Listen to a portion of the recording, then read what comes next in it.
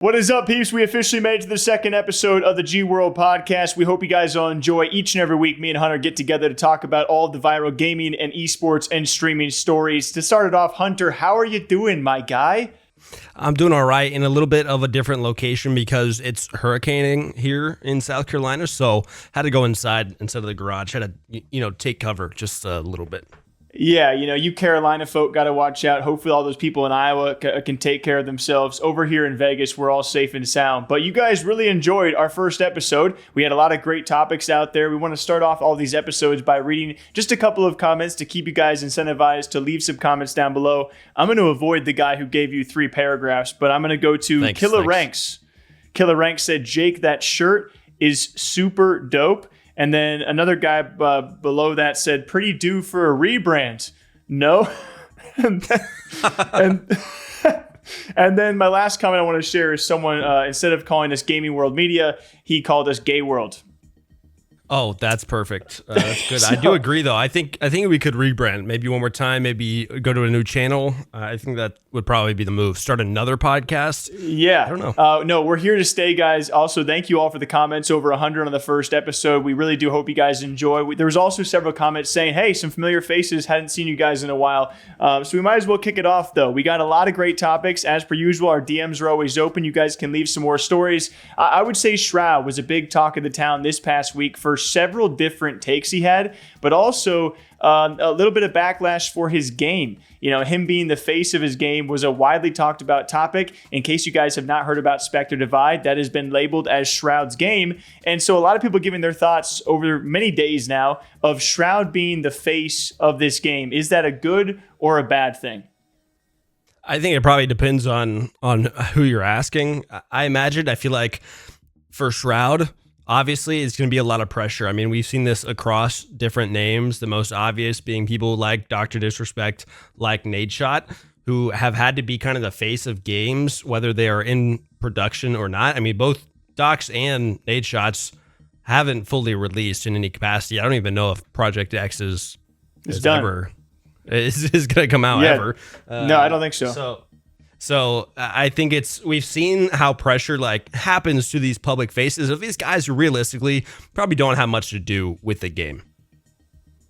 Yeah, and we also saw Nadeshot speak on this topic, and I think he was yapping away like 15 plus minutes on this, but we obviously all know the benefits of Shroud being the face of your game marketing-wise. And in case people don't know the background story, Mountaintop Studios is the studio behind the game Spectre Divide. They had a huge raising of capital funding, I think around $30 million for their first round, which included Shroud, but it also included a lot of celebrities, a lot of athletes, included It's Timmy and Tarek, but somehow Shroud became the kind of the vocal face of this game, which is obviously for a lot of reasons like a really good thing. You get a guy who streams to 20, 30, 40,000 people concurrently, whenever he wants to promote your game, to play your game, and on top of that, show people how to play it. It's a kind of a win-win for a studio. But on top of that comes with a little double edge of, okay, if Shroud doesn't want to play your game or he can't properly criticize it. And that's why some people I think we're kind of entering into a new era of creators where we're going to see more of this. And like you said, there have been past examples that maybe haven't worked out, but we're going to see more streamers and creators have their own games and kind of try and ride that line of #ad, but he's also an investor and a co-owner. So of course he's going to play it, Yeah, I feel like the only real downside here, to be honest, the more I think about it, is just the public backlash that almost comes with the territory of being the face of the game. Because on either side, right? Let's look at the studio side first. We have the studio who probably gets a pretty, I would say, a better deal than if they were to just be paying Shroud straight up to play their game for a sponsored 100%. Post, right? They get Shroud more invested in it because he's now wanting to post about it because he benefits from it. I imagine, though, he probably does still get an upfront bag for whatever it is, and then a portion of the company. I bet he gets ownership of whatever revenue comes back into Spectre Divide. So with that being said, Shroud also benefits a lot because he's just getting paid up front. If the game happens to be successful, it'll pay off a lot for him. He can put in whatever marketing he wants for the game and promote it and do so at various stages, and they'll probably get decent return. However, like you said, then we get that backlash, or I guess like I said, you get public backlash because you see the game's not maybe what everyone wanted it to be, or you immediately, all the criticism goes straight to Shroud, people saying, why does it look just like Valorant, or why were the gun skins $100, and people complain to Shroud about that as if he's the one making the game. So I feel like the public backlash is really the only thing that is like the net negative here. Yeah, I wish we knew more though, because from a straight up perspective, he's an investor, right? So he actually paid to be a co-owner in the studio. I don't know how the details work of like what the money back is, what a splice he gets from the game or those sales. So I wish that those details were more transparent so people could properly critique in that manner, because we're all just playing a guessing game, right? He's a co-owner, he's an investor. What exactly does that mean? Each and every deal seems to be a bit different. Because you're saying the word investor, you make me think, I feel like, and maybe you'll disagree with this, maybe this is too tinfoil hat of me, but I feel like in our space these days, people are going to be willing to twist that a little bit. Like they might still be will call you an investor. Him. Yeah, they're paying him, but they're like, but he's investing technically more because of the value of his marketing and like him putting it on his stream. So he's investing monetarily, but through his own marketing and like eyeballs on it. Like, I feel like people could twist that stuff a little bit. So your tinfoil would be, let's say Shroud's rate for promotion would be $250K, and instead they're like, hey, we'll give you that as a credit and investment, and you just promote the game instead. Thus, you're an investor because you forfeit the promotion fee. Yeah, exactly. And like we've heard insane we've heard insane numbers for Shroud though, right? Like we've heard $1 million for an hour for certain games. And so they didn't pay it. They didn't pay it. Right, they didn't pay it, but we've heard that those are the kind of numbers, the ballpark he can play in. So I just feel like in this industry, people are willing. I mean, we know like people call people owners when they have a percent of a percent. So I just feel like things could get twisted a little bit. Yeah. Either way, I still love and support Shroud. I think it's a genius model. We'll see it be twisted and turned in the future, and I don't think he deserves all the flack that he's getting, because I do want to see this model continue in the future as well. And if there's anyone who can actually deal with the backlash, it's Shroud. I don't think he cares. I think he puts on a good front of like he knows he's going to get clipped, and he literally just enjoys life and playing video games. I don't think he takes any of this feedback and headlines too close to heart. One last topic on his game, though. We just had announced as well layoffs, unfortunately, for the studio behind Spectre Divide. I believe it was also revealed, though, in a company memo that was to sustain the future of the game, which I think is not too uncommon to see a studio release a game and then, unfortunately, maybe release some of the employees, because the game is obviously, it's not a blow up success, right? It's now going to be a long-term venture to see if they can recoup and have people play their game over time, Yeah, I think I saw a guy who interacts with the Deadlock account a lot comment on your post, Moot. He was talking about that situation and being like, well, it's really normal. Like if you think about it, a lot of these devs have done their job at this point. Yeah. Like they might be like contracted for a certain amount. Like they've done the brunt of the development. Now a lot of it, especially in a tactical shooter that's fully released now, is just slightly changing mechanics or putting in skins or new heroes, whatever it is. So you don't need as many people on staff, but the brunt of the layoffs is always going to come down to the face of it. Once again, like you have, whether it's Shroud, people being like, Shroud, why'd you lay off people? And like, he's not the one doing it. Yeah, or Nadeshot or Doc. Like they're the ones who are expected to speak on the situation and always have to, because they are, it's not a risk, but they're taking that position as being the face of it. And so people are always going to come to that person to ask, and they're not like, realistically, people with brains can think about it, and like they're not the guys who are in charge of that. And I promise this will probably be the last time we mention Shroud throughout this episode. He was a hot topic this past week, but he's also known for his takes, and someone who really appreciates MOBAs and deadlocks like you, Hunter. You might take offense to this, but I'm totally team Shroud on this one, where he says he hates MOBA players. Maybe you can give more detail to the peeps at home. Yeah, so I don't actually have the entire quote, but I remember he said that it's for people who think that they're so effing smart and that they think they're better than everyone else. Quoting, they peaked in high school. Those are MOBA players. More. By the way, Jake's main game is League of Legends, so I do want to throw that out there, that Jake is in fact, and he plays Smite. So Jake actually is a MOBA player through and through. Okay, that's not true. I play ARAMs in League of Legends and I play Smite, which means I have a life and I like to enjoy the games that I play. Both MOBAs, but I think there's a little bit of truth, but there's also a little bit of rage bait in here, I would say, because he knows what he's doing. He knows what he's doing. You're going to get like this whenever you're playing a game, especially when you're playing a MOBA. Eventually, you're going to get pissed off and you're going to be like, we did it today, just calling people nerds. Like, they're the nerdiest people playing.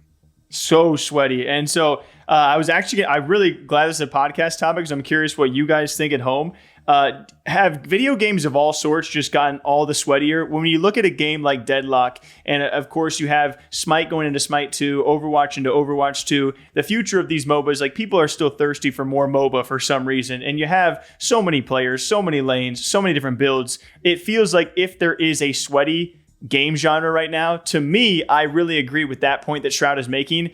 When he says like stuck in high school, really nerdy peeps, like, yeah, we're all nerdy, right? But when I think of a sweaty game right now, outside of FPS games, I think of MOBAs because people are nerding out, they're cheesing, they're just doing all these obtuse builds that are going to be patched in a week, but they can use them and then they're going to move on to a different thing that's broken. And it's just so annoying to have a game that's not even released yet and everyone is so freaking good. I was telling you on stream about it today, like it does piss me off. Like I don't like that, but I'm also getting older. I know. So I think we're just getting worse at games. And there's just so many people who have access. We talked about this before. So many more people who have access to video games now and PCs and computers. And they have so much time. I mean, when I was in high school, I would come home from practice and like if I had homework, quickly do it. And then you could just game. Or if you're in college, you can literally game all day. You have infinite time to do whatever you want when you don't have classes. So I think people just have more time. They're getting better at stuff. And everyone is a nerd about stuff. But Shroud is also a nerd, which is why it's funny that he's complaining. Like Shroud is like I didn't even think about that, bro. In every game that he plays, Shroud is so nerdy about everything, talking about like mechanics and items and like how things go. And so it's funny to hear him and his boys. I mean, one of the guys he's playing with, I don't know everyone in his posse, but was talking about what you mentioned, builds, where he's like, yeah, they're nerding out about all these little oh, if you just tweak this little item, then you'll get this much percentage of this thing. And there are people like that, but I think Shroud still falls into that same category. Nonetheless, I enjoy Deadlock. I think it's a good mix of MOBA and a little bit of shooter skill in there too, but that also might be a super toxic miss. Yeah, yeah. And you're not biased at all, dude. Deadlock Intel has a crazy take, dude. He likes Deadlock. What the frick? And we also got some big old streamer drama out there. Yeah, we talk about games, we talk about esports when we can, but streamer drama took over this past week. If you guys did not see, a lot of big streamers talking about Kick versus Twitch, the common headline, as TwitchCon did go down. And a lot of people had different thoughts on TwitchCon as well. We maybe get that in the back half of this topic, but the main one being that Kick streamers were harassing a lot of Twitch streamers. We saw so many viral clips during their event at TwitchCon. And continuing to, by a lot of eyes, ruin the reputation for the greater majority of Kick streamers are these, I would say select few, but it's quite a few that keep on doing these kind of disruptive and harassing kind of things. I think it's not even at this rate for me. It doesn't even feel like they're ruining the reputation of Kick. They're just continuing it. Like, this is the reputation at this point, and no one is making it worse. You're just like, yeah, that's about right. That's what I expected from Kick streamers at this point. Like, yeah, he would push him into a train. Oh yeah, he would harass that person. Like, it's just on par. Yeah, I think it kind of sucks though, because we still do like Kick. I really do enjoy the fact that Twitch is competition. I don't think there should be only one. We see YouTube kind of stepping off the gas when it comes to re-signing their biggest streamers, because I think, hot take, maybe not so hot take, I think YouTube's going to win in the long run, regardless of this competition between Twitch and Kick. I love the competition. Me and Hunter still really enjoy Kick, and we like a lot of the staff over there too.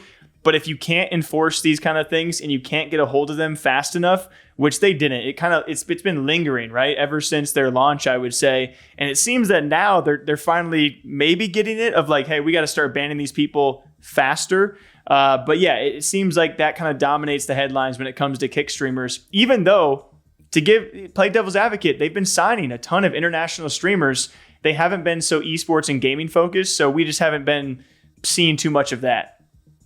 Yeah, I think it's just disappointing because there's a lot of these streamers on the platform that are causing problems, and it's obvious to anyone. Like, you're not going to give me an excuse. Like, there's people who are part of Aiden's posse who are doing just gross stuff on the platform constantly, and there's still no repercussions for them. So there's obvious favoritism involved in the app, which I think is just like a little distasteful. So you see all these kick streamers rolling up because ultimately a lot of these IRL streamers have really benefited from being those, I don't know if clout farmers is the right term, clip farmers, like the people who are trying to just do like dumb and ridiculous stuff. Think of Jack Doherty on stream. And because of that, then they get popular and all these 13-year-old boys end up watching them. So I think it's just a world that we live in where these kick streamers are used to that. So they roll up to TwitchCon with their kick shirts on, which, by the way, I think is super a little bit cringy to me, to go to a different stream event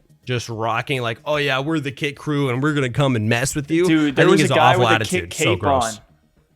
Yeah, I mean, like, I do want to say, like, I think it's fine to be proud of the platform you're streaming on, but not if you're like using it as this weird, like, stuck up thing to go in and abuse people. And so, by the way, not abuse people, harass people. For people who didn't see the clips, a few of the ones that I saw at least were the obvious messing with Nick Polam and Wake, where we had that one streamer, I don't even know that person's name. They messed with a lot of people. They went up and licked Nick's nipple and then like made out with Wake's hand on stream, which was super weird. I saw that one. I heard about that same streamer also crashed the Halo LAN a few weeks prior. Sorry, continue. That was the same person? Same guy who dressed up as Frozone and crashed the Halo broadcast was the same kick streamer who did what you just said. Yeah, crazy. Super weird. They did something else too, and I don't remember which clip it was, but also heard about it. Maybe it was the same person. Someone texted and was talking about Extra Emily having to run from some kick streamer. Then we had the two kick streamers. One kick streamer pushed another one into the train outside of TwitchCon. So it's just like a mess of different clips that just pointed to like a lot of clip farming and trying to be ridiculous and gain attention, and it's just not the reputation I think that Kick should be striving for, and I don't think they are. It seems like Andrew and Eddie at least are speaking up a little bit about it. Yeah, and speaking of which, Eddie did respond within a couple of days. I think there was a lot of back and forth. He actually had a response on Twitter saying those same accounts, a lot of whom are going to receive bans, and they don't approve of that kind of stuff. I really do think it's also kind of one of those things where they have a ton of newer streamers who, if they're going to try and do this edgy content, they know they can go to Kick first as opposed to Twitch. And so kind of keeping a grasp on it and an oversight on it for Kick has to be a bit problematic. Like, I bet for them, a lot of the times they're not going to see these clips because they're not big streamers that are doing it, right? A lot of the clips we see are nobody streamers on Kick who maybe just recently joined, have a few thousand followers. And so the first time Kick staff often are going to hear about these things are when they go viral with the headline, Kick streamer does this at TwitchCon. So part of me understands that, and part of that also problem comes down from the foundation of that they've built that stuff can go unanswered, and so hopefully it will start getting answered. But yeah, the Kick versus Twitch rivalry continues, and I don't know where Kick goes from here. Right, it's been a bit stagnant, I would say, over there for a few months now. And I think people are wondering, like, what can their next move be to really pop them back into the market and into the talk of things positively. Let's actually talk about some esports drama, though, one that I really enjoyed this past week. Any Counter-Strike fans listening out there, as Astralis is often found themselves the target of a lot of hate out there. Some of that hate, rightfully so. They had the biggest CS news of the week because they actually had a replacement on their roster in the last couple of weeks. That being a guy by the name of Cadian came in to replace a player known as Bro. They used a medical emergency sub to actually have him replaced pretty close to when a tournament started. Typically, you have to notify the tournament organizer. I think the period here was 3 weeks ahead. This was just days ahead where they replaced this guy named Bro with another named Cadian. And so the whole community was like, wait a second, you said there was a medical emergency, and Bro's agent or representative comes out and said, my player is perfectly fit. He's perfectly healthy, as opposed to what you guys have heard online. And so people are blowing up saying, oh my goodness, why is Astralis allowed to play with this player? So some big drama in the Counter-Strike scene. Has Bro said anything yet at all? Bro said nothing, man. That's a legend right there. Yeah, also the new rumor is he's already trialing with a new team. Another kind of pin in the coffin of like, he's clearly not sick if he's trialing with another team already as well. Yeah, I think it's just interesting that the agent came forward to say something and Bro never said anything, which I have to imagine maybe Bro is like in a certain position that he can't speak on it. Yeah. But from the agent's position, he's like, well, I don't want this to get in the way of, Bro or my opportunity, I assume. Yeah, I think there must be some sort of layer there that Bro doesn't want to push past. There's a lot of speculation, right? Of maybe him being threatened or him being told to stay quiet on the issue just to not provoke any more problems. Beyond that, though, it kind of sparked an even bigger movement in CS this week as several pro players then protested showing up for Media Day. So we had a lot of the top IGLs in the entire esport. You had Kerrigan, you had Apex, you had Twist, you had Snappy, and many others actually just not show up to the following Media Day. And they then wrote an open letter to the TO, that being Blast, saying, hey, you can't conduct yourself this way. If you're going to allow a team to sub in a player based on a medical emergency and then not show proof or at least something more that a medical emergency did actually take place, and there is a small chance that maybe Bro had a complication that he didn't want to talk about, but it's a very small chance from what we know so far. So the big news just being CS pros standing up for themselves and saying, hey, like we need to make a stance because there's no union, there's no player organization that currently exists for them to kind of have that voice. I think that's kind of insane, by the way, that CS of all esports doesn't have a player union. It's like one of the longest standing ones. There was, but every esports had a real trouble, I think, with those kind of organizations, at least from what we've seen over the last 5 to 6 years. I don't think any of them have really done a swell job. I know we've seen some pop up here and there. I don't think any have really stood the test of time. Interesting. My two random thoughts on this topic, one being from earlier, wasn't there some drama with Cadian? Didn't he leave? Wasn't there drama with Cadian, Stavi, and yeah, it's all that stuff? I call him Staven, but apparently it's Stown. Those goddamn Danish names. But if you guys follow CS, the former drama was Cadian was actually also on Heroic with Staven and Yabby, and then Staven and Yabby left to go to Astralis, a different Danish roster, and now Cadian is on the next Danish roster back with them again. So the Danes are so good at CS, they kind of just trade themselves around and eventually end up back together. So if you guys follow CS, you know more about that story. And then Astralis, they went out last, the tournament that everyone made the big drama about, him being subbed in. At the end of the day, they were shorthanded. They had a new player coming in, that being Cadian, right? And so they were going to be shorthanded regardless, and that just showed in their gameplay. So I think the drama was a bit blown out of proportion, but it's good to see CS pros standing up for themselves. Yeah, I could see that being something that was abused in the future, maybe. And I feel like that's probably what the concern was of like, okay, if we're just going to like blow past this as if it's nothing, and this guy obviously doesn't like our team's just allowed to lie about whatever it is. We're because then you could have someone sub in a star player, right? Have a no-name team or a lower team all of a sudden sign in and sign Simple and have him join 6 days before the event. That's not very fair. And then big tinfoil hat. What happens is you have betting odds. Here we go. Tinfoil hats. You have again. betting odds on this match against no name and a good roster. And suddenly, you put your bet on, but then suddenly Simple subbing in because there was a medical emergency, and now everything looks a lot different. And so I'm saying someone's going to make a big bag out of that. That's that point I didn't think about because I don't bet too well. But yeah, that's a great point. And the last story of this dandy podcast, guys, we have Nadeshot spending bags. Also, he's making bags on Twitch. If you guys, last time I checked, we're almost now 20,000 Twitch subs, streaming dang near every day. He's a part-time CEO over at 100 Thieves. Definitely has dedicated a lot of his time to being the face of 100 Thieves over on stream instead, and has made the right move. I think it's where he's supposed to be and should have been doing for a while now as they announced their new Call of Duty Super Team, that being Scrappy, Hydra, Envoy, and Ghosty. It is a heavy-hitting roster, a very expensive roster for sure. As Nadeshot announced alongside it, he took a reduction in salary just to have their contracts go over the line. I feel like he set himself up for a home run here. I'm going to be honest with you. I feel like this is a work in progress. Maybe he didn't mastermind it, but it happened that he set himself up, because I remember a few weeks back when the rumors of this roster were coming out, we had Nadeshot comment on it. He said, I'm going to be the bad guy. If now leaks suck because I'm going to be the bad guy if we can't make this happen. If somehow I believed him too, man. Yeah, I know. He's like, if we can't pull through, then somehow I'm going to be the bad guy in all this. And then today he goes on stream after, announcing it, and he says, yeah, I took a salary cut to make this happen for you guys. Like, oh wow, yeah, what a setup. It's just a home run. And I mean, there's two sides of it for me, right? We'll go with the more positive side first, and I'm gonna say respectable, right? Like, regardless of how much money Nadeshot has, he is still taking money out of what would be in his pocket and sacrificing it for the Call of Duty roster. I don't know how much it is. I don't know how much he's getting paid. He could be getting paid millions, right? Already. I doubt he's getting paid millions, but he's probably getting paid a lot in salary, I have to imagine. Probably got reduced when he took a lesser role, a less active role in the company, but it's still his company. He's still the face of it, so I imagine he's still getting a hefty chunk. Sacrifices a chunk of that after having a kid. Granted, he's rich. He already has a lot of money. I understand. It probably doesn't hurt him too bad, but it's still coming out of his pocket.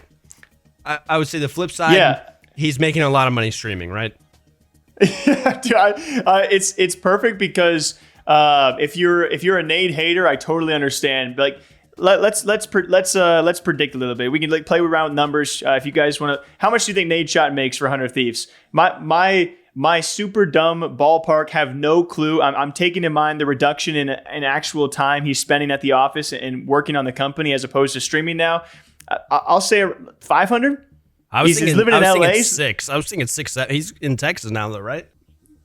Oh yeah, true. And then the relocation there as well. So I don't know, 500, but might be less, might be more because all this change. At the end of the day, if I'm 100 Thieves and I know he's the face of the company, but at the same time, I'm like, hey, Nade, you're taking a lot of time away from work to do your stream, which benefits us. But when it comes to a salary, man, like, you're definitely making up for it and 10x, 15x, a lot more than that while streaming. So maybe we can cut back on your salary regardless. It's a win-win. I don't know if they asked for it, dude. I don't think anyone. No. I'm not saying they did. But I'm saying in the back of their heads, they're like, this makes sense. Like, you're not in the office every single day, and who knows what's going on over there at 100 Thieves offices. But to play your point as well, it's pretty cool. It's a good storyline. It's a great headline as well. He's trending all over Twitter because of it. Just like if you see Optic Hex say the same thing, or anyone, right? Say any owner, Cloud9 Jack, Liquid Steve say, hey, I'm cutting my own salary to make this team work. It makes you feel, okay, he is committed to this esport. He's committed to this roster. And it's a great storyline at the end of the day. But he's just doing so well on Twitch. Like you also said, this can't hurt him. The dude, whew. I still think that without Nadeshot, 100 Thieves can't exist, right? Like, if Nadeshot were to leave 100 Thieves would crumble. In my opinion, it would exist for a couple more years, maybe. And so I still think he deserves to get the biggest paycheck in the company, even if he's not doing as many operations. And so I still think he's probably getting a decent bag. I think he deserves to get a bag from it. He's put his entire brand into it. Like, 100 Thieves is Nadeshot. However, 20,000 subs a month, and he's streaming mad hours. Hours. We don't know how many donos he's getting, but we know it's a lot. I know those ads he's rolling, bro. Right, he's rolling ads, which is the majority of streamers' money. I mean, we've seen people like Parasite Haggy tweet about his like 27K a month just from ads. Or something crazy like that, and then the Nadeshot got 20K subs, so that's like another 25K a month or however. Are we pocket watching right now? I'm just saying, dude's making a lot monthly already, and I'm sure he's got investments rolling too. So he's doing well for himself, but still respectable to like invest in Call of Duty. It shows that I feel like 100 Thieves gets bad flack for their esports sometimes, right? They always have. Which I don't. They just always have, like with CS, with Apex, and like how invested they are. But the ones that they have been invested in, like their core ones, like Call of Duty, League of Legends, and Valorant, especially with Valorant and Call of Duty, you can tell that Nadeshot's invested personally. And this just goes an extra step to show that like Nadeshot is really buying into the Call of Duty scene. I think he's doubling down on it this year. I feel like, I mean, obviously he was part of the 1v1 with Banks and all that stuff. And I feel like him, Hex, and Banks are really trying to like revive a little bit of their audiences and get them involved in Call of Duty again. Yeah, and you guys can hate on me because I'll continue this glaze for just you keep on sparking thoughts for me. It is really cool to see As a fan of a lot of different orgs out there, we like a lot of different owners, but Nadeshot is definitely one of the more outspoken ones because you see him on stream now all the time. So of course he's going to get clipped, he's going to get talked about, but it's really cool to see what you said is him being invested in. It seems like whenever 100 Thieves are really fully engaged in an esport is also when you can look towards their CEO, Nadeshot, playing that game a ton on stream. Like during their rise in Valorant, he was grinding Valorant. He's always a mainstay in Call of Duty. He's never really given League of Legends, I would say, like a hardcore run, but especially when he is so up to date on games like Valorant and Call of Duty, which he's been grinding a lot, it's cool to see him also have an esports team involved in those same games that he is pretty good in. And that's got to be pretty cool for him as well. Like it'd be really cool to see a lot more owners play the games they're invested in. I know time's always of the essence, but it's kind of a cool little thing. I think there's pretty few owners that can keep up in video games like Nadeshot manages to at least keep a decent pace. I feel like how many more owners? We're not.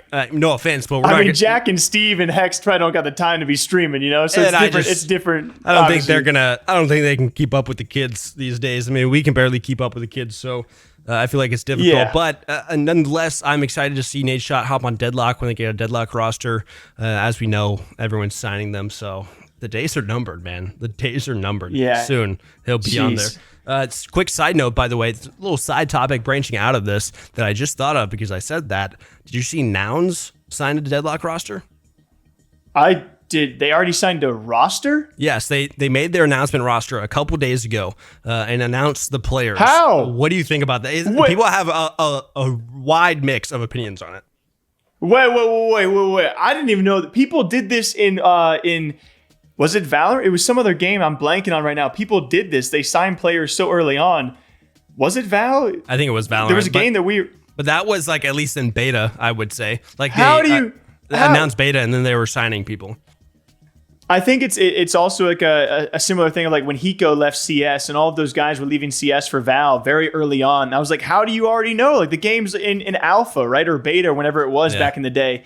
And I don't think it makes much sense to me. But if there's a time to strike at a low price and maybe just try and have the next big up and coming roster, that's the crazy part for me is looking. If you go look at the roster, I have never heard of these people before. Like they are. Well, how could you? There's been two tournaments, man.